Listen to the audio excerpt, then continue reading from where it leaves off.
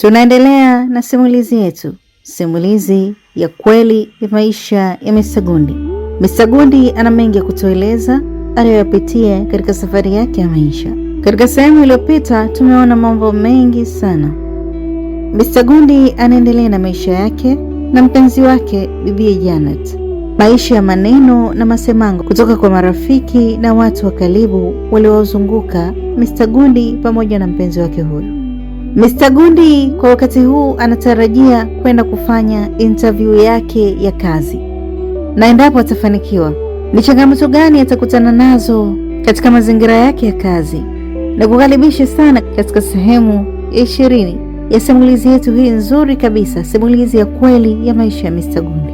Nikukumbusha tu kwamba usisahau kusubscribe kisha bonyeza alama ya kengele ili uweze kujihakikishia kuwa mwanafamilia wa kudumu wa chaneli yetu.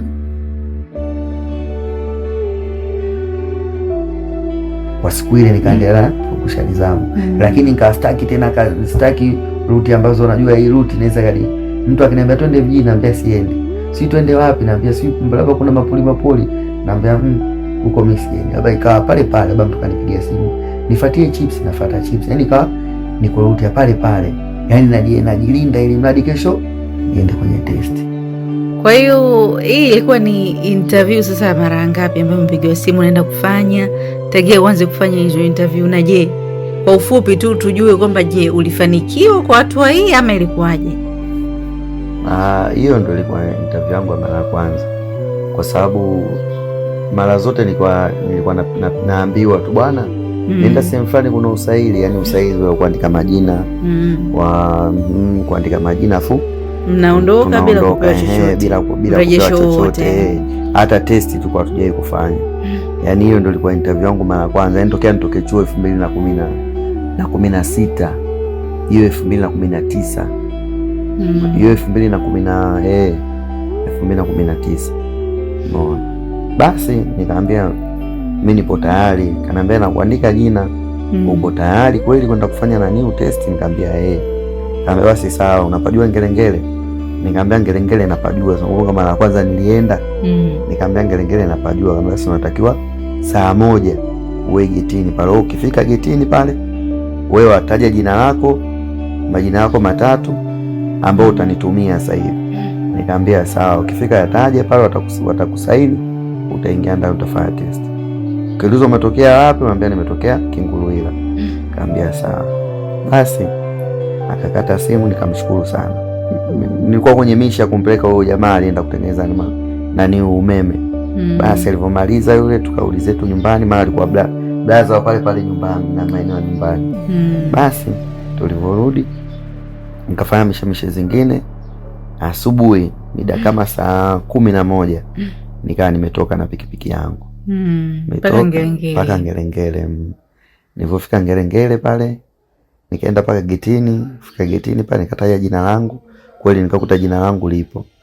Umeona? Akanisaini pale, hivyo nisaini, akaniuliza umetokea wapi? Nikamwambia nimetokea Kinguluila. Akaniambia sawa, nenda kajumuike na wenzio, kuna maoperator wenzio ambao tayari wameshatangulia wapo, ukizunguka ili jengo kwa nyuma huko. Basi nikazunguka nikawakuta jamaa pale walikuwa wamekaa. Walikuwa kitu kama watu 9 au 8. Kitu kama watu 8 na mimi ni wa 9. Kwenda pale nikawasalimia.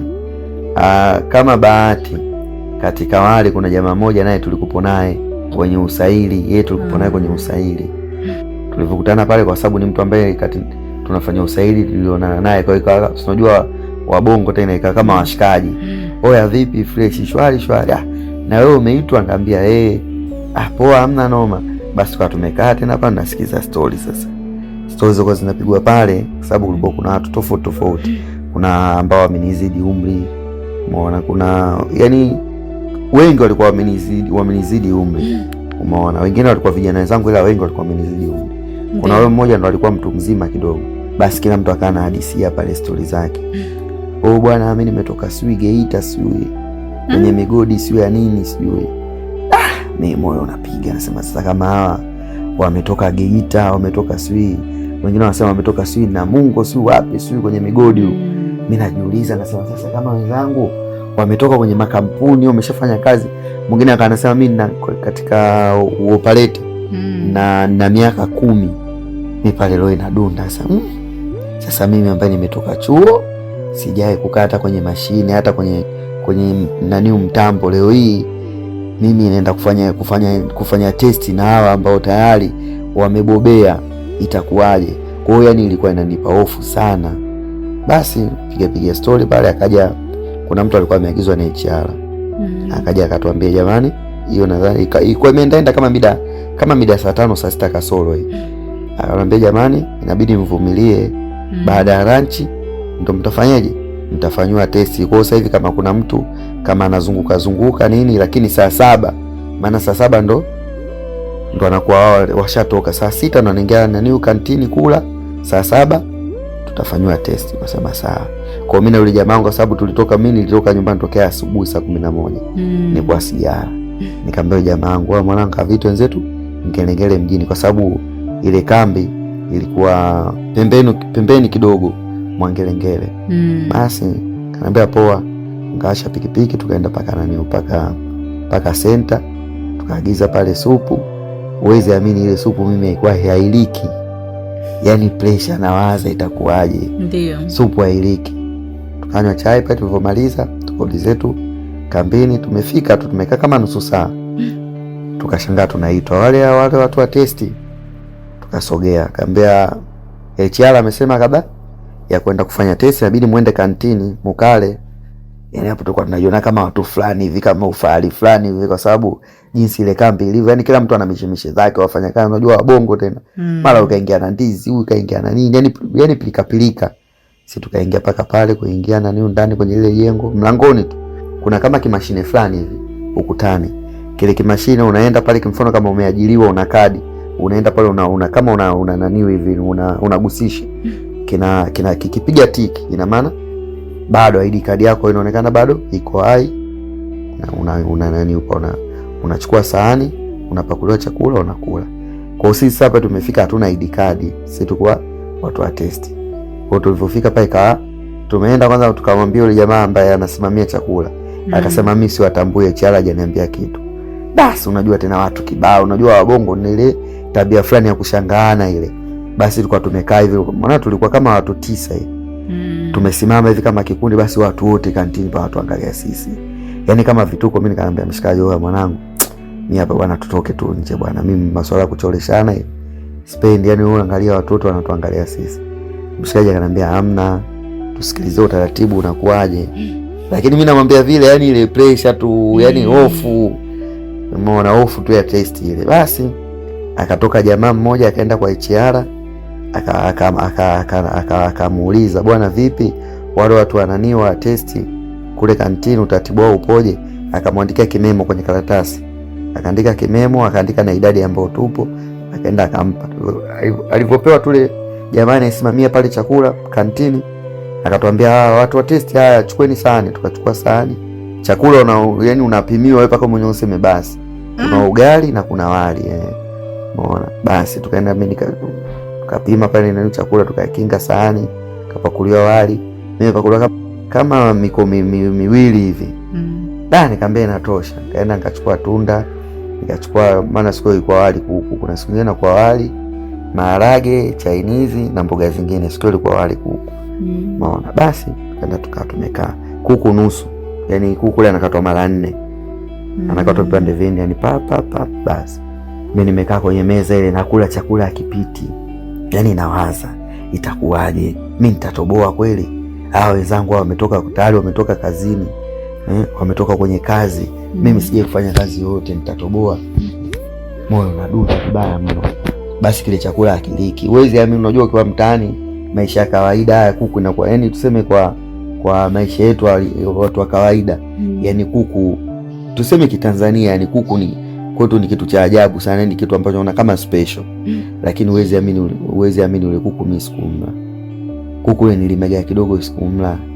Nikamwambia mwenzangu, wewe mwanangu, chukua chakula hiki. Chakula, akamwambia mwanangu, chakula mimi mwenyewe nimeshiba. Nikamwambia basi mwanangu, chukua kuku. Akamwambia mwanangu, kula. Nikamwambia mwanangu apiti. Wewe mwanangu unawaza nini? Nikamwambia mwanangu hapa anafikiria vibaya. Akamwambia hamna. Umeona? mkubwa wewe jiamini. Nikamwambia ndio, lakini yeye anajikuta tu nakosa raha. Akaniambia poa, akachukua kuku ile akala. Tulivyomaliza kula pale tumetoka nje, tumeitwa kuna sehemu moja hivi ni kama sehemu yao kutengenezea magari. Tumesimama pale, wanapaita workshop. Tulivyosimama pale akaja yule HR. Akaja HR yule akamwambia kuna bosi wenu ambaye ataenda kuwafanyia testi. Nimeshaongea naye, atakuja kwa nyinyi, endeleeni kusubiri hapa. Basi sisi tumeendelea kusubiri. Baadaye akaja Mturuki na Mbongo mmoja. Yule kuja akasema Mbongo ndo akawa anatuambia, kwa sababu yule Mturuki ilikuwa Kiswahili chake ni cha mbali sana. Mbongo alikuwa anatuambia hapa, kwa sababu nyinyi mmechelewa kantini, mlikuwa mnakula. Kuna gari ambayo tayari imeshaenda site, kwa sababu pale wana vituo, mfano labda 102, 103, 104, yani hamna majina, ni vituo tu. Yani ni namba. Kwa akasema kuna gari inaenda 153. Umeona, 153 na 154. Kwa hiyo sasa hivi hapo kuna pickup inaondoka, inaenda huko, tunaenda na huyu anaenda kuwafanyia test. Kwa hiyo wangapi wapande? 4 wapande. Kipindi wanapanda mimi kama Mungu, yani roho ikasita, nikasema nikisema nitangulia hapa nitaenda kule, mwisho siku nitaambiwa nianze mimi. Nikasema hapa sio kweli. Nikarudi nyuma, nikanyuti ile, unajua ile unajikaa nyuma. Wakapanda 4 wakaenda. Sisi tukabaki 5. Wakapanda 4 wakaenda. Tukabaki 5. Basi tumekaa kama dakika 5 hivi, ikaja na New Coaster. Hiyo Coaster nayo ilikuwa inaenda 153. Tukapakizwa wale 5 tuliokuepo.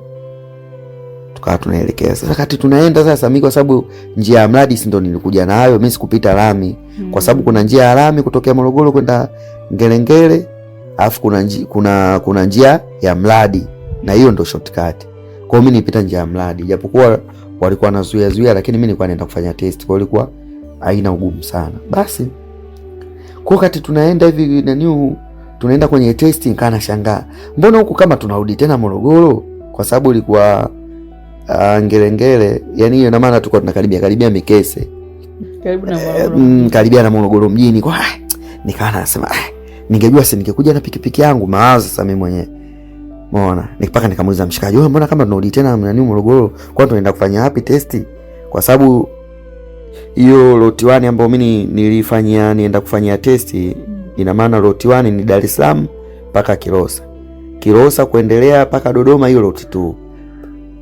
Tunaenda tukawa tumefika karibia na Mikese, gari ikawa imechepuka.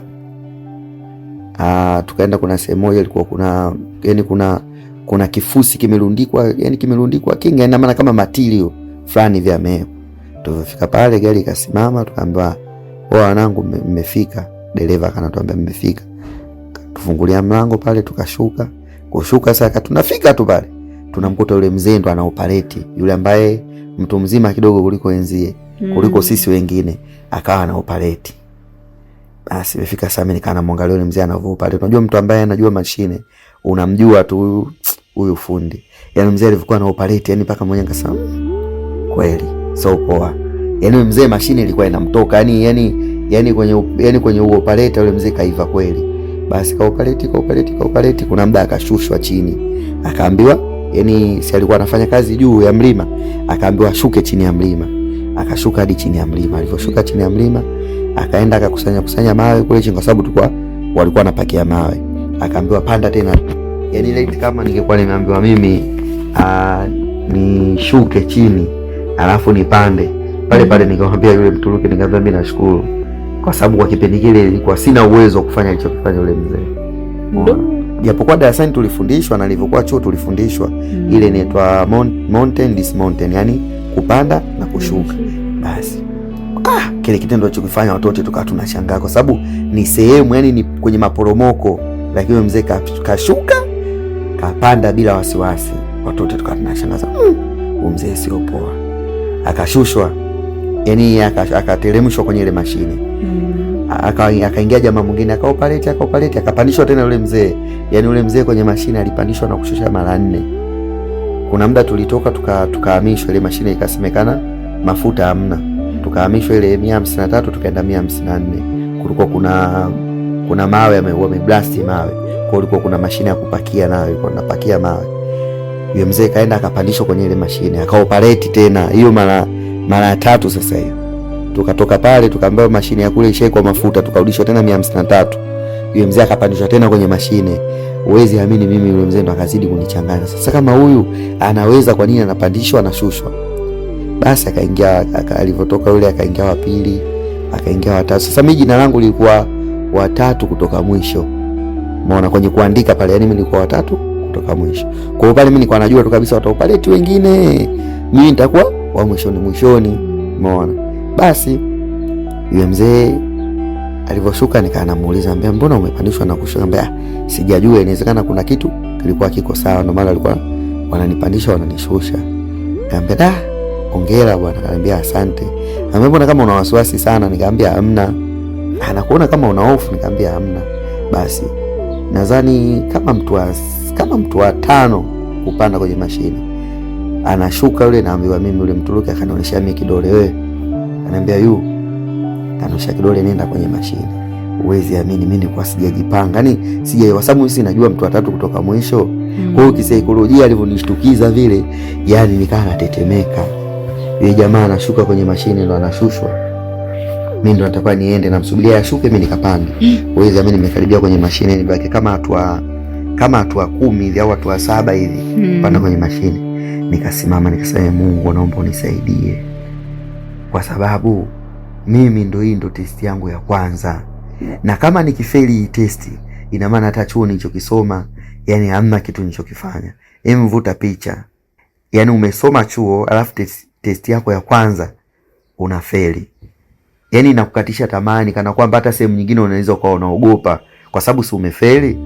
Nikaomba pale Mungu, naomba kimoyo, yani hapo machozi yananilenga, na wewe Mungu nisaidie. Alafu hapo ukiangalia tayari mtaani, yani watu washaongea maneno mengi.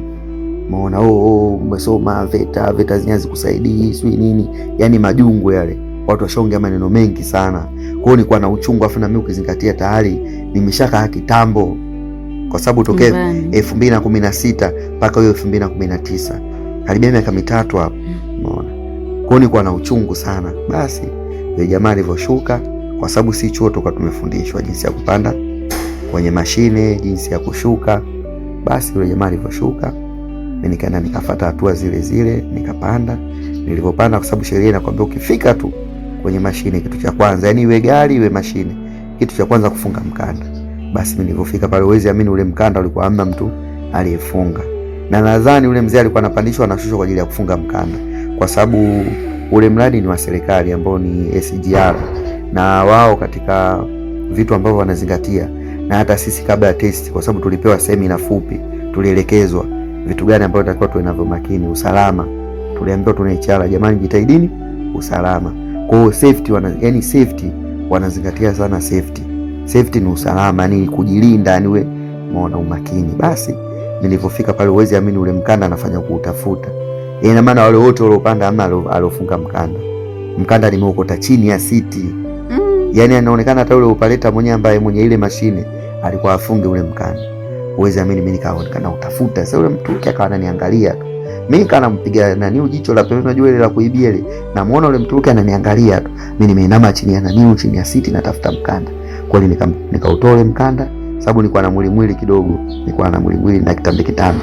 Kwa ule mkanda ulikuwa naona kabisa mkanda mfupi, yani huwezi kufunga. Basi nilichokifanya mimi nikaunyanyua juu hivi kama atakufunga. Mturuki alivyoona ule mkanda nimeunyanyua juu hivi na nataka kuweka kwenye kiuno, akawa anatikisa kichwa hivi, yani kama anapandisha kichwa chini, yani kama amefurahishwa na hilo, akawa na nani hivi, kama anaitikia hivi. Basi mimi nikae ule mkanda nikachukua nikaubana kwenye tumbo. Basi nikafungua nani hydraulic, kwa sababu kwenye mashine mkono wa kushoto hapa kuna kifaa, kuna kama stiki fulani hivi ambao ukiruhusu ndio unakuwa unaruhusu, yani ndio unakuwa unairuhusu mashine kufanya kazi.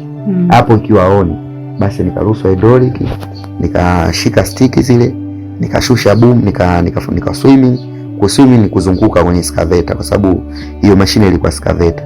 Nika swimming kulia, nimeshusha boom sasa kwenye material yale. Material ni vile vitu ambavyo tunavichota tunatia kwenye gari. Tulikuwa yule Mturuki alisema pale tuchote mawe tu, sio mchanga. Uwezi amini mimi hapo nina kitete, lakini leo unajua mtu una kitete ile unajikaza. Basi mimi nina kitete, yani ndani ya nafsi nina kitete, lakini kwenye kwa nje hivyo unioni, ila ndani nina kitete. Uwezi amini. Na kule chini kule bondeni si ndo kulikuwa hamna mtu ambaye anaweza kuona. Kwa hiyo mimi nikaa nimeshusha boom, kwa sababu mimi nilikuwa nimekaa juu kwenye mlima. Mimi ndo naona napopeleka boom kule.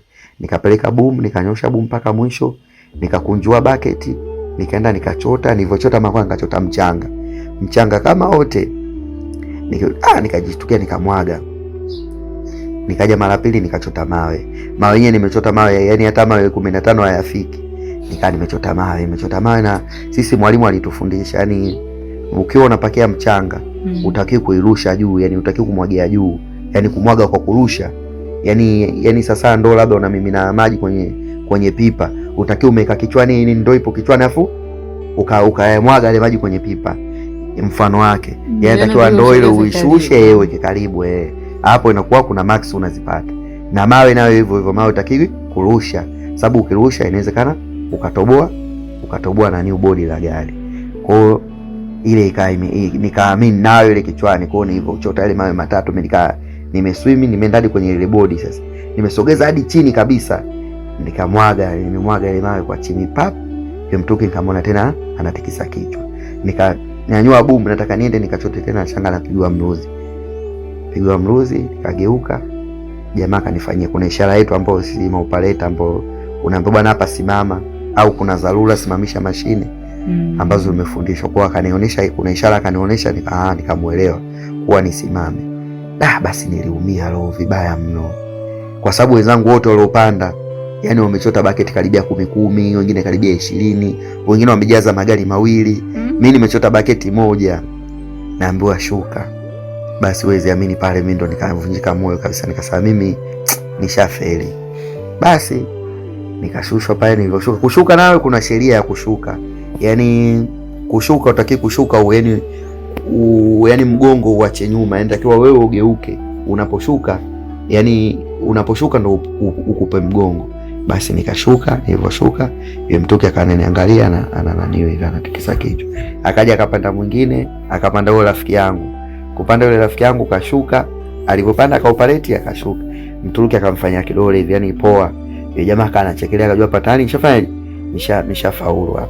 Na kweli alioperate, wakaoperate pale. Wale wengine walobakia tulivyomaliza tukapandishwa kwenye coaster, tukarudishwa hadi camp. Kufika camp tukaambiwa mtakiwa kuondoka paka Msaini. Hiyo ilikuwa kama mida saa 11 hivi.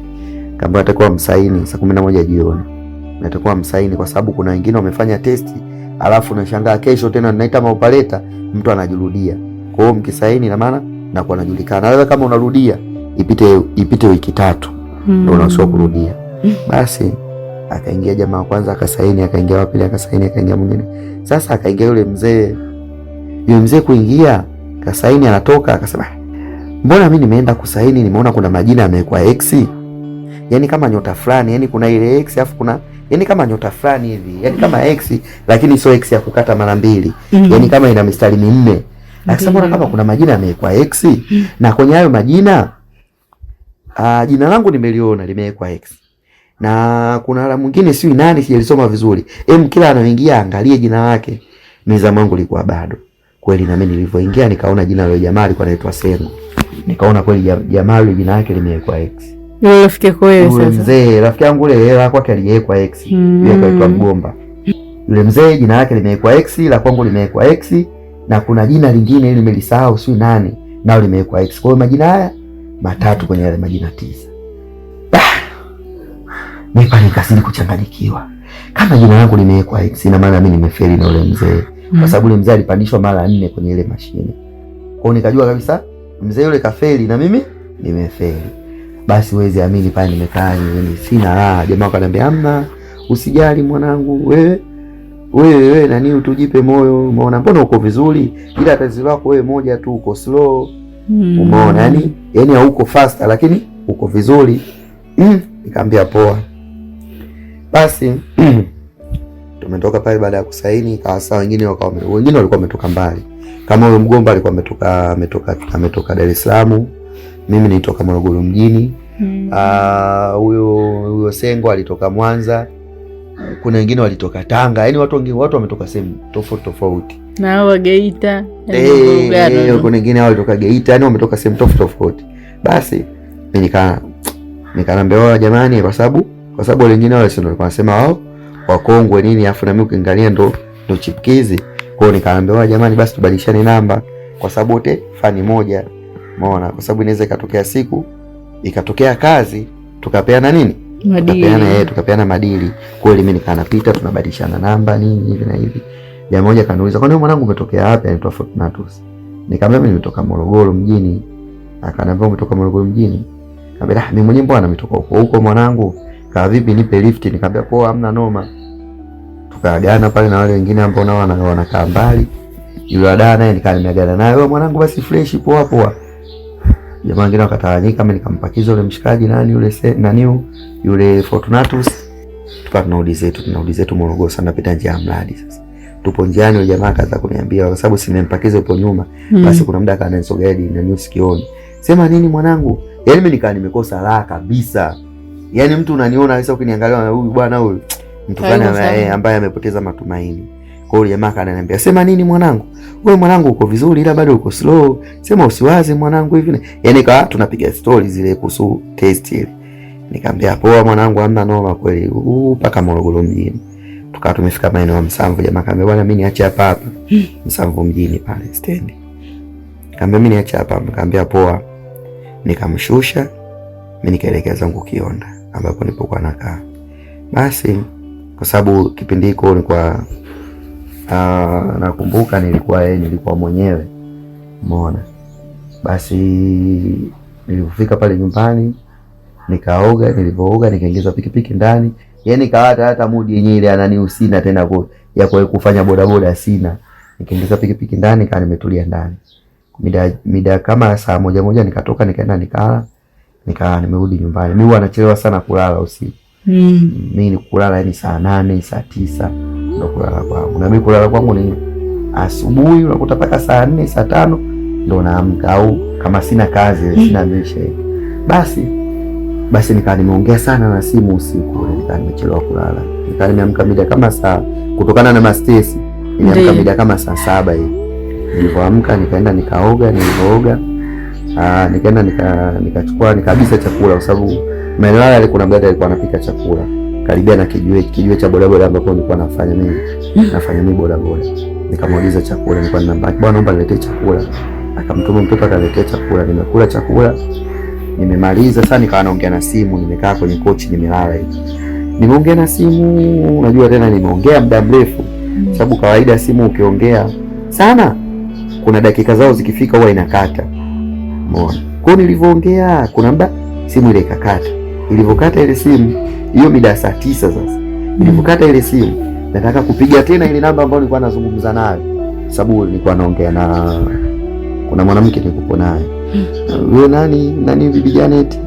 Yeye alikuwa Dar es Salaam, kipindi kwa alikuwa ametoka kwa Dar es Salaam, alisafiri. Nimrudie tena nani Bibi Janet niongee naye. Nashangaa nampangia nikaingia mwisho 60. Kuingia ile namba mimi nikapokea. Sijui namba ya nani, lakini nikapokea. Hello, akapokea mdada. Hello, mambo? Nikamwambia poa. Tunaongea na Idi Bora. Kwa sababu mimi naitwa Idi Ali Bora. Nikamwambia ndio. Unaongea na HR kutoka Yapi Memphis. Nilikuwa nimelala hivi kwenye kochi kama nimeegemea. Nikabidi nisogee sasa nikae nimsikilize kwa makini. Nikamwambia ndio. Sawa nakusikia. Akaniambia unaisikia? Nikamwambia unaongea na nani wa HR kutoka Yapi Memphis. Mimi naitwa Joali. Na nimekupigia simu kukupa taarifa. Ningependa kukupa hongera, umefaulu katika testi yako. Yaani huwezi amini. Yule HR anaongea na mimi, ananiambia ile taarifa, nikaa nimejikaza tu. Nikamwambia sawa, nashukuru. Akamwambia basi unatakiwa Ijumaa uje Ngelengele kwa ajili ya kuchukua fomu, kujaza fomu na kupewa medical check up. Nikamwambia sawa. Basi alivokata tu ile simu, huwezi amini, nikatoka nje ninashangilia ile mikelele na mpaka watu wa mtaani, kwa sababu mimi ni mcheshi sana, na mimi watu labda walikuwa wanajua mimi na mishe zangu tu mwenyewe, labda mambo ya mpira nini, lakini nilipiga sana makelele. Nikatoka nikarudi ndani. Kurudi ndani sasa nikawa na kihamu sasa kupigia wale wenzangu, nijue nani na nani ambaye amefaulu. Kama unavyojua tena mtihani, mkishafanya mtihani majibu yakitoka lazima wale rafiki zako wapigie simu ujue nani na nani kafaulu ambaye labda utakuwa naye. Basi nikampigia nani, mtu wa kwanza nikampigia Sengo, kwa sababu ndo mtu ambaye nilikuwa nakumbuka jina lake na ile imekuwa X.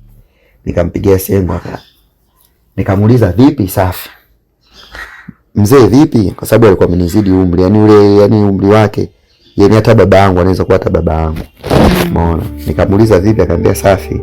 Nikamwambia vipi umepigiwa simu? Akaniambia kwa nini umepigiwa kama unavyojua wabongo. Nimemuuliza naye akanirudishia swali. Kwa nini umepigiwa? Nikamwambia ndio, mimi nimepigiwa. Vipi? Nikamwambia nimepigiwa, nimeambiwa nimefaulu. Nikamwambia mwanangu umefaulu? Nikamwambia ndio. Sema mwingine nani? Nikamwambia mwingine sijui.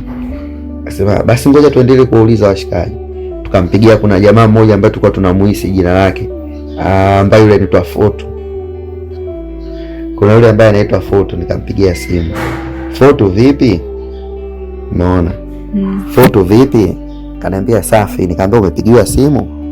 Akaniambia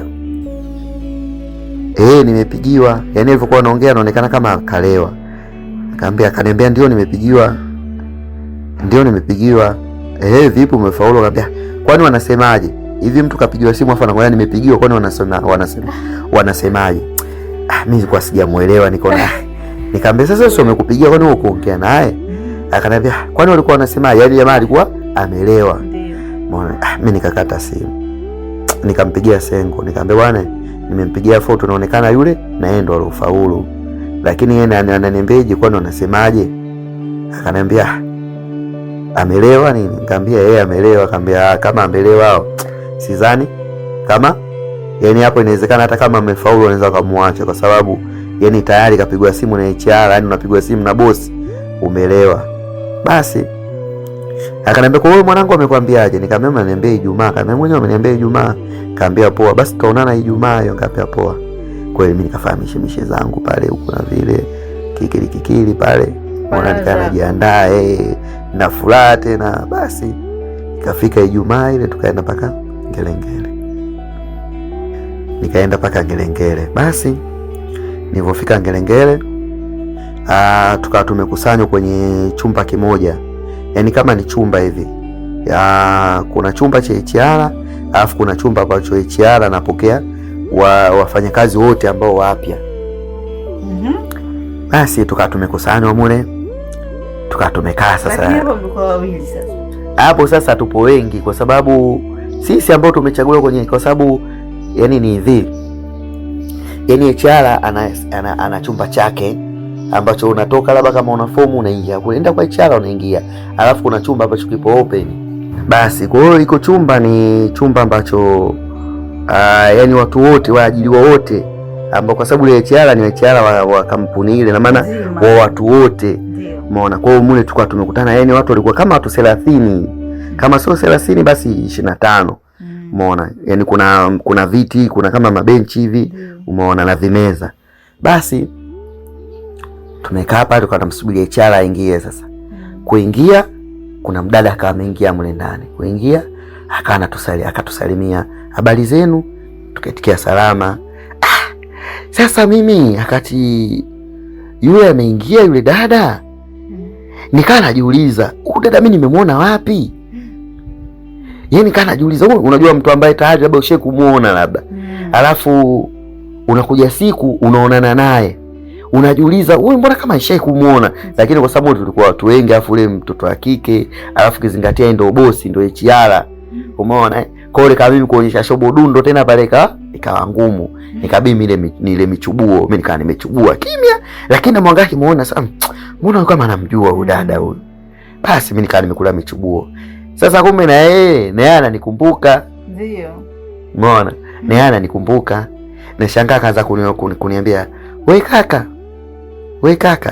Mimi sasa nikajua kesa ananiambia mimi. Lakini mimi nilikupotezea na mimi kujifanya na mimi na misimama na mimi na mikausho. Nikageuka nyuma, akaniambia, "Wewe unaigeuka." Nikamwambia mimi, akaniambia sura yako mbona kama sio ngeni hivi, nikumbushe tumeona na wapi? Nikamwambia kwa sababu mimi sehemu ambayo nimekaa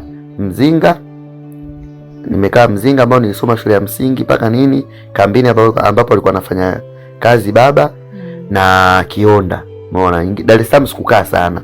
Kwa hiyo mtu akiniambia bwana tumeona na wapi, na kwanza namwambia Mzinga, alafu namwambia Kionda. Umeona? Nikamwambia Mzinga, akamwambia hapana. Nikamwambia Kionda, akamwambia ndio. Wewe si ndio ulikuwa unaniuzia chips wewe? Kumbe yule dada yule alikuwa gani? Na mimi nilikuwa namkumbuka dada alikuwa mteja wangu kipindi kwa anasoma. Alikuwa amepanga maeneo ya kwetu, yani mtaani pale. Kwa hiyo alikuwa yeye akitaka nini uswi chakula, anakuja ofisini kwangu pale, mimi namhudumia, anaondoka. Alikuwa anaitwa Johari. Umeona? Akaniambia, nikamwambia Kionda, akamwambia vipi? Chips umeacha? Maana anashangaa kutoka kwenye chips hadi opaleta. Nikamwambia kipigeni nauza chips, mbona tayari mimi ni opaleta? Akamwambia hongera, karibu. Nikamwambia asante. Watu sasa kama mtu fulani kama special kama star fulani hivi. Umeona? Basi watoto kawa wananigeukia ile, unajua ile anajua ananichiala, lakini ilikuwa tu salamu za ile ucheshi tu ananiu pale. Basi kwa hiyo maisha ya pale kazini yalikuwaje, ukizingatia ulikuwa unafahamiana na bosi, alafu si unajua watu wanapojua kwamba huyu mtu ana ukaribu na bosi wao, pia walilipokeaje swala hili? Sijajua kwa wao, unajua huwezi kumjua mtu ndani ya moyo wake anafikiria nini au anawazani katika akili yake. Lakini mimi kama mimi, baada ya ile salamu sikutaka tena kuwa na shobo sana, kwa sababu nawajua watoto wa kike na hata yeye ilikuwa ngumu sana kuweka ukaribu sana na mimi kwa sababu yeye alikuwa HR watu wote. Umeona? Na kama angekuwa karibu sana na mimi, na maana angekuwa si unajua mazoea kwenye kazi hayatakiwi. Kwa hiyo yeye na yeye hakuwa, yani tulikuwa tunachangamkiana tu ile kawaida. Baada ya pale basi alikuja na karatasi. Akatoa zile karatasi, akaniambia hapa kuna mikataba ambayo natakiwa mjaze. Kuna mikataba yenu na yani kuna vipengele tofauti ikiwemo na form za medical check up. Basi akatusomea baadhi ya vipengele ambavyo vingine ambavyo mfano kuna sheria zile za kampuni, utakiwi kufanya nini, utakiwi yani kipi na kipi ambacho hakitakiwi na kipi ambacho kinatakiwa. Umeona, yani masharti. Basi tulivyotoka pale tukawa tumejaza kila mtu kutokana na fomu yake, maana tulikuwa madereva, walikuwa madereva, maopaleta, mafundi kujenga, yani tulikuwa watu tofauti. Kwa hiyo kila mtu kutokana na fomu yake jinsi alivyopewa, basi tukajaza. Baada ya hapo tukapewa medical check up. Mimi nikawa nimerudi zangu Morogoro mjini, maana Ngelengele pale ilikuwa ngumu pale kupata yani kwenda kupima yenyewe afya. Nilirudi Morogoro mjini, nikafanya process zile, nikamaliza. Nilivyomaliza tulipewa kama siku 3 hivi ambazo za kuhangaikia masuala medical check up na NSSF sijui, umeona vitu vingi tu. Basi baada ya zile siku kuisha, mimi nimerudi pale camp. Nilivyorudi nakumbuka siku wakati nipo camp pale, kwa sababu kipindi hiko ambacho mimi nimeenda kule sasa ilikuwa mimi hapa katikati silikuwa ndo maisha ndo nilikuwa naunga nafanya bodaboda nini. Sasa nilivyokuwa nimefika kule Ngelengele nikawa sina pa kufikia, umenielewa?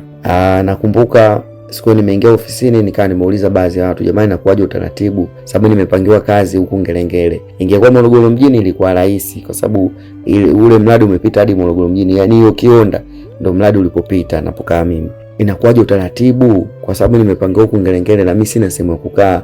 Wakaambia hapo inabidi ukaongee na kuna jamaa yeye anasaidia watu sana ambao wameanza kazi, anakupeleka kwa bosi wako, anakuombea labda hata hela mfano hata nusu kwa ajili ya kujikimu. Basi mimi nikatoka nikaenda paka kwa huyo mzee. Kuna mzee mmoja ambaye ni mtafsiri, yaani tuseme ni mkalimani. Nikaenda nikamueleza, nilipomueleza akanibeba tukaenda paka kwa Mturuki, akamuelezea, mimi nikaongea Kiswahili anamtafsiria yeye. Anamwambia kwa Kituruki na yeye Mturuki akiongea ananiambia kwa Kiswahili. Akamwambia bwana, kiukweli bwana, anasema huyu haiwezekani kukupa hela kwa sababu wabongo wengi washapewa hela afu mwisho siku wameondoka, na kuta mtu kaitwa tena kwenye kazi nyingine anaondoka aliyakuwa pale kashapewa hela kujikimu. Kwa hiyo utaratibu hawana, wewe cha msingi kama unawezekana kukopa kufanya nini, wewe kopa ufanya vyovyote, mshahara wako ukitoka utalipa. Basi baada ya vile sasa mimi ikatakiwa nipelekwe site kwangu. Nikawa nimepewa baadhi ya process kwa siku ile, nikaambiwa na asubuhi yake njoo. Kwa ile usiku sasa, baada ya jioni mida kama saa 10 tukawa tumetoka pale camp, kaambia leo nendeni, kesho ndo mje kwa ajili ya kwenda kazini. Mimi nikaa nimetoka nimeenda hadi Ngerengere pale Ngerengere center. Kufika pale sielewi naenda wapi. Basi huku na kule nikaona hapa sio kweli, nikabidi nilale msikitini. Nikalala msikitini. Umeona, asubuhi maana pale kulikuwa kuna watu kama 4 hivi au 5 hapo msikitini, na hao wanalala msikitini, wakule kule kwenye mradi wanalala msikitini. Umeona, na kipindi hiko ilikuwa msikitini watu wanalala. Umeona, tofauti na sasa hivi. Sasa hivi kulala msikitini ni issue. Nikalala msikitini hapo, nimezugazuga hapo, tumeswali swala ya 12 saa 12, nimetoka nimeenda ndani center pale madukani, nimetulia tukaenda nikaswali swala saa 2, nimeswali swala saa 2. Sasa ndo nikaa nimezuga pale msikitini kuangalia, naona jamaa na mabegi na mimi nimenyuti. Nikaulizia tu utaratibu uko, akaambia ongea tu na imamu. Nikamwambia imamu, bwana mimi nimekuja kwenye mradi lakini hapa sina ndugu na hali yangu sio nzuri. Akamwambia si sawa, wenzio wao wapo, jumuika nao. Unikana na hala msikitini. Asubuhi nikatoka nikaenda paka camp. Kwenda camp, wakati tunasubiri utaratibu, kuna jamaa akawa amekuja. Walikuja kama 2 hivi. Wakati wanazungumza yani inaonekana kama ni maopaleta. Mimi nikabidi wasogelee, ngambia wanangu vipi fresh. Nikamwambia nyinyi ni maopaleta kwenye kampuni? Akaniambia maana pale kuna vitengo tofauti. Kuna earthwork ambao wanahusika na barabara, ambao barabara zote za kwenye mradi zikiharibika wao wanatengeneza, na kuna watu wa karasha. Hao watu wa karasha yani upande wa maopaleta hiyo na madereva. Upande wa karasha ni wale ambao wanaenda kwenye kublast milima, si kugonga mawe, si kusaga mkokoto, ndo sisi sasa. Umeona, basi jamaa kama mimi nipo earthwork. Sasa mimi kipindi hiko yani mimi popote tu, kwa sababu niliambiwa utaratibu, lakini kutokana na kazi ndo naanza. Jamaa kaniambia mimi leo ndo nimekuja kuomba likizo. Niliomba likizo leo, nimekuja kuchukua likizo yangu. Niliambiwa kuna opaleta mpya anakuja, na hisi wewe ndo utaenda kupewa mashine yangu ipo earthwork. Nikamwambia poa. Basi jamaa yule akaniambia poa, mimi naenda kuchukua zangu likizo. Nikamwambia poa. Jamaa akaondoka zake. Kweli mimi akaniita ukiachana na HR, kuna dada ambaye yeye ndo anahusika wafanyakazi wote kuwapangia kwa utaenda wapi. Akawa ameniita yule dada, akaniambia bwana wewe inabidi kuna mashine ipo 150 na ile ilikuwa 153. Kule nilipoenda kufanya testi kule, akaniambia kuna mashine ipo 153, nataka uende uvizie hapa gari uende, kwa sababu kuna gari hapa itatoka ya Mturuki utaenda naye. Nikamwambia sawa. Nitamjueje? Akaniambia mimi nitamwambia wewe kaa hapo nje. Basi nimekaa nje kweli. Kuna mida nikashangaa, nikaitwa Idi. Nikatoka nikapanda kwenye gari tukaenda paka site. Kufika site sasa, mimi chuo nimefundishwa skaveta, lakini tumefundishwa bucket, yani ile ya kuchota nini. Nyundo tulielekezwa, lakini nyundo likupo, yani kwa pale chuo likupo hamna nyundo ya kufunga kusema bwana leo tunafanya mazoezi ya nyundo, lakini mwalimu alikuwa anatuambia tu kwa mdomo. Kwa hiyo kutana na nyundo, kuna button iko mguu wa kulia hapa, unakanyaga unagonga, unalenga jiwe unakanyaga unagonga. Kwa hiyo nimefika pale nimekutana na nyundo. Nakumbuka wakati nimefika ilikuwa kazi watu bado hawajaanza, watu ndo wanajiandaa. Nikafika pale nikafanya pre-starting, yani kakagua mtambo ule. Pre-start yani kukagua mazingira ya chombo chako. Basi nikafanya pre-starting. Nilivyomaliza kufanya pre-starting nimeingia kwenye mashine. Kuingia kwenye mashine nikaiwasha kwanza, maana mashine yenyewe ilikuwa mpya. Hapo nina furaha, lakini nina kiofu fulani. Je, ikifika wakati wa kazi nitafanyaje? Basi na mimi uzuri sio mjinga kwenye kuuliza, yani mimi waga nauliza, yani siogopa, yani sionage aibu. Kuna jamaa wangu sasa, na yeye ni operator, anaitwa Rupi. Umeona, anakaa mtaani nilipotoka mimi Kionda. Nikabidi nimpigie simu chap, bwana oya Rupi, vipi fresh. Maana yeye shafanya, yani kipindi mimi nahangaika kutafuta kazi, yeye alikuwa anafanya kazi kwenye kampuni hiyo ya yapi, lakini ilikuwa sabu. Kwa nikampigia simu, oya Rupi vipi fresh. Nikamwambia bwana mimi bwana kwenye ile kampuni nilikwambia nafukuzia nimepata, lakini hapa nimekuja site nimekutana na nyundo, nafanyaje? Akaniambia hapo iwashe mashine, ukishaiwasha kuna kibatani hapo. Hiyo mashine ni aina gani? Nikamwambia GSB. Akaambia hiyo GSB ushawahi kutumia? Nikamwambia sijawahi, mimi nimesoma chuoni na ni uketi. Akaniambia sasa sikiliza, hapo pembeni hapo kuna sehemu kama kuna kikufuli hapo. Kwenye hiyo kufuli hiyo kuna sehemu imeandikwa kama imelokiwa na kuna sehemu kama imefunguliwa. Kwa hiyo hapo ukishawasha bonyeza hapo kwenye kufungua, yani kiko kibatani kipeleke kwenye kufungua. Nikabonyeza. Kaambia tayari. Kaambia baada ya hapo nyundo kuna kuaga na loki hapo, kuna kama kimsumari, yani kama kikomeo, toa kwenye mguu hapo. Nikatoa kile kikomeo. Akaniambia hapo sasa ukishalenga jiwe unakanyaga, si unaweza kunani ukulenga? Ambia basi alivyoniambia kaambia poa. Nika na nani sasa ile mashine hapo sisipo kwenye mawe imepakiwa tu tambalale, nikawa nikanyanyua bumu, nilivyonyanyua bumu nikaanza sasa ile kama naichezea sasa. Si unajua ile kutoa ushamba. Basi nikanyosha bumu, nikanyosha ile nani ule nyundo ile ipo kama tuseme kama moja hivi. Mbona ile ni zito, chuma kizito. Nikaa nachora hivi. Nikaa nimefanya kama dakika 5 hivi. Kidogo akaja kuna mzee ambaye ndo fomeni wetu. Kuja akaniambia zima kwanza mashine, bado usiiwashe kwanza, bado. Si unajua ukishakuwa mgeni, yani hata kama una mamlaka, gari ni la kwako au nyumba ni ya kwako, lazima anakuja mtu ambaye mwenyeji, yani ataka ile kukuchachawifia, yani kama kukuchachafia. Basi yule akawa ananichachafia, akaniambia zima mashine. Kutokana na yule ndo mkubwa pale, nimemkuta mimi sina sauti, nikabidi unajua tena mtu umjui, nikazima. Baadaye kuna jamaa walikuwa pale ambao wale kazi yao ni kutusimamia sisi, yani wale kutuambia labda mfano wewe labda mashine labda inatakiwa nikate sehemu fulani, ndo anaelekeza, anachora labda hivi, anamwaga naniu, anamwaga naniu labda poda, mimi ndo nakuwa napita mule alipomwaga poda. Kwa hiyo nikamuita yule jamaa, nikamwambia wewe huyu mzee nani? Akaniambia wewe ndo fomeni ambaye anawasimamia, ambaye anawaelekeza kazi. Bwana hapa sasa inatoka tukate hapa, sasa hivi tuchimbe karavati. Nikamwambia poa. Nimetulia pale kuna muda sasa. Yule mzee akaniambia poa, twende chini huku. Akananishusha, kuna sehemu kuna kama teremko hivi. Akaniambia twende chini. Nimeshuka paka chini kule, nikaanza kufanya kazi. Nafanya kazi. Yaani sijafanya hata dakika 10 yule mzee kaja tena. Akaniambia mbona unagonga tofauti? Na mimi nagonga kwa sababu kuna jamaa mwingine naye alikuwa pembeni, operator naye. Nilivyokuwa nagonga mimi, akanishusha, akampandisha yule operator mwingine. Yule alivyokuwa nagonga na mimi nilivyokuwa nagonga ni vile vile, yani hamna utofauti. Basi akaniambia yule operator, akaniambia umeona? Nikamwambia nimeona. Nikapanda mimi kwenye ile mashine tena, nikawa nagonga. Basi nikawa nagonga vile wanavyotaka, nagonga. Hiyo ilikuwa asubuhi, nikafanya mpaka mchana. Ilipofika mchana wakaleta chakula, ilipoleta chakula tukala. Baada ya kula nikarudi tena chini kule kwenye mawe kule, nikaa nagonga mawe. Sasa imefika mida kama saa 10 hivi na nusu, mvua ikaanza kunyesha mvua. Sasa kati inaonyesha mvua, yule mwenzangu kumbe anajua mvua ikishanyesha kule chini kutoka kazi, kutokana na ardhi ya Morogoro ni ardhi ya mfinyanzi, inateleza. Yule mwenzangu nikaona amepandisha mashine juu, huyo anarudi hivi. Sasa mimi sijaambiwa nisimame, sijaambiwa sijui utaratibu. Mimi nikana bado nipo chini kule, naendelea kufanya kazi. Basi yule jamaa kazungusha ile mashine, kwa sababu ile ilikuwa ya bucket. Kazungusha ile mashine, kaenda kaipaki. Mimi sina hilo wala lile, naendelea tu kugonga mawe chini, naendelea kugonga kwa sababu ulikuwa mwamba, napasua mwamba. Maana ili kwa ajili ya kuchimba ili ipite karavati. Basi baadaye nashangaa mawe yanarushwa pembeni ya ile nyundo. Nikabidi nisimame, nikageuka. Akaniambia bwana njoo upaki mashine. Nikashuka, nikashuka kwenye ile jiwe. Sasa napita kwenye ile njia ambayo nilishuka nayo. Wakati napita ile njia, kumbuka ni mfinyanzi na mvua imenyesha, kwa hiyo kuna utelezi, yani njia ilikuwa kama kiteremko fulani. Sasa mimi nilikuwa napandisha. Basi kila ninapopanda mashine inateleza. Kila ninapopanda mimi sasa pressure juu. Kila ninapopanda mashine inateleza.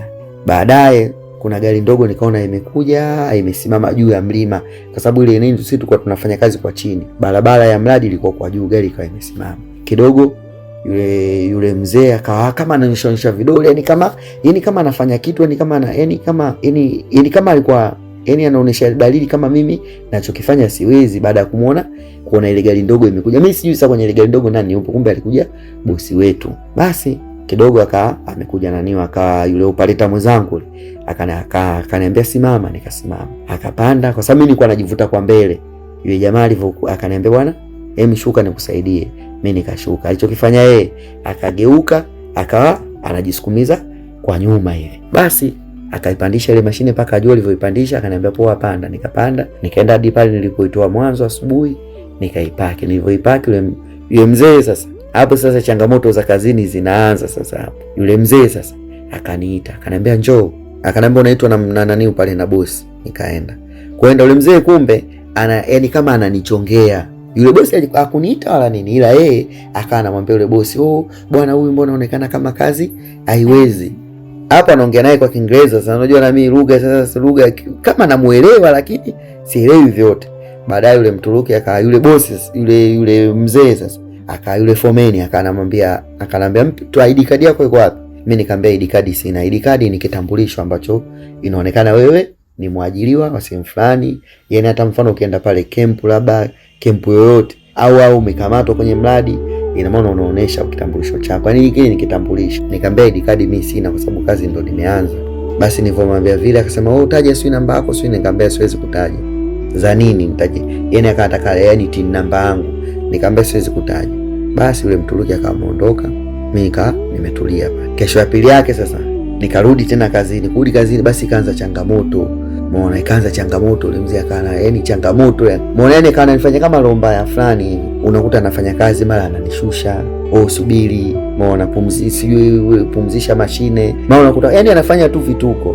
Basi imeendaenda mwisho wa siku sasa yule akawa vituko vyake sasa vikawa vijifichi. Kuna muda dika anaenda, kumbe anaenda dikempu kule, anawaambia opaleta gani mmeniletea, hawezi kazi swini na nini hivi na hivi. Imeendaenda mwisho wa siku sasa yule Mturuki yule siku akaja pale kazini na kugonga mani, kwa nagonga vizuri tu, lakini basi tu si wale walikuwa wanataka kuiba, kwa sababu kuna baadhi ya maopaleta inasemekana walikuwa wanaiba mafuta. Sababu hata mimi kabla sijapata kazi tulikuwa tunasikia sana kwenye redio, kwenye TV walikuwa wanaonesha ITV maopaleta fulani wamekamatwa, watu wamekamatwa na madumu 6 swini na nini. Kipikendo alikuwa Magufuli. Nakumbuka hata mimi kati naenda kuanza kazi, mzee aliniambia, bwana fanya unavyofanya usije ukaiba.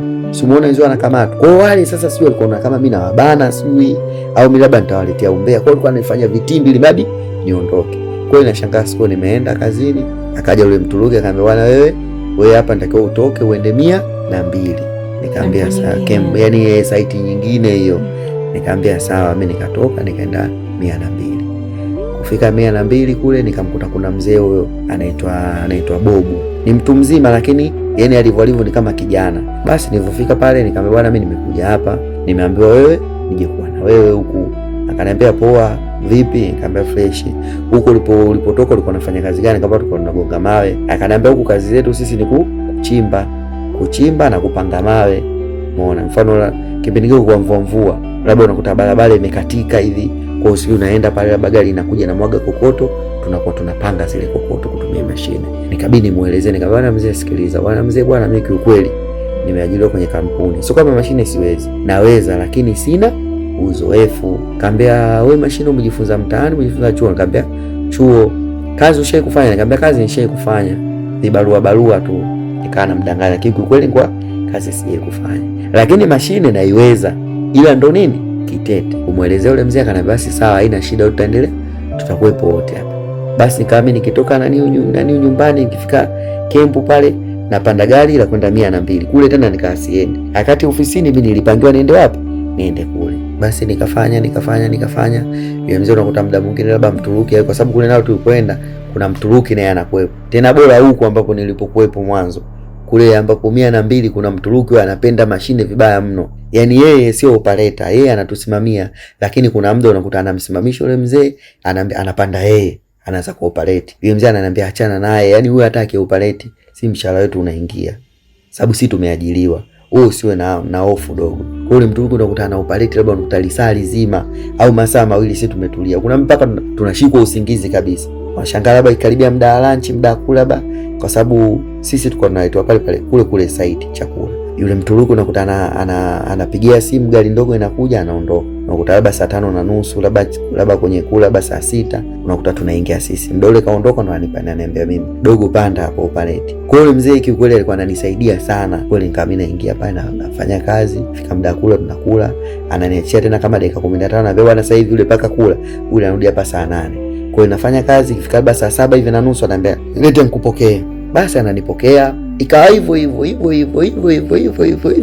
Basi kwa yule mzee tumezoeana, na mimi kaangetoka nyumbani huku nafika kule. Hapo nako kule kuna changamoto. Yaani mimi nilikuwa ni operator, lakini wale ambao vibarua wengine wale, yaani waka kama dharau fulani. Yaani wakawa wananichukulia mimi kama sio operator yule mzee. Unakuta labda maji labda katoni labda imetolewa, kwa sababu sheria ilikuwa tunapewa maji ya lita 1.5. Asubuhi kila mtu anapewa chupa 2 ya lita 1.5. Lakini maji unakuta siku nyingine unakuta maji mimi nakosa. na kunywa yule mzee. Muda mwingine naenda mule kwenye gari, labda tupo kwenye gari ndo anagawa maji, naambia na mimi maji yangu yako wapi? Maji yako sisi hatuna, nenda kempu kule. Yani ika kama nani fulani, unajua wabongo ile akati mimi ni upaleta, lakini ikawa yani kama wananizarau fulani. Basi mimi nikasijali, mzee akaniambia usijali, maji tutakunywa wote. Muda mwingine mzee kwa toni ikiwa imeshangaa anachukua, kaambia chukua katoni. Tunachukua katoni kwenye daladala mule. Wengine tunakuta wale mafomeni wale wanakuta wanaficha katoni, unakuta maji yetu sisi wanatozulumu wanaficha. Kwa yule mzee ananiambia maji yale pale chukua. Nachukua maji naficha. Naweka kwenye siti yangu, unakuta mzee mwingine ayashikilie. Maji ya nani? Wewe mbona una maji? Ananiambia maji ya nani au pale Tabogo. Yes, mkongwe pale kwenye ile kampuni ana kama miezi 8, sio ana mwaka mzima, sio miaka 2. Kwa yule ni mkongwe. Kwa ananiambia wewe wakikuuliza mbea maji ya Bogo. Kwa nikaambi maji na kunywa kupitia yule mzee. Tunaweka nukta hapa katika sehemu ya 20 ya simulizi yetu hii nzuri kabisa, simulizi ya kweli ya maisha ya Mr. Gundi.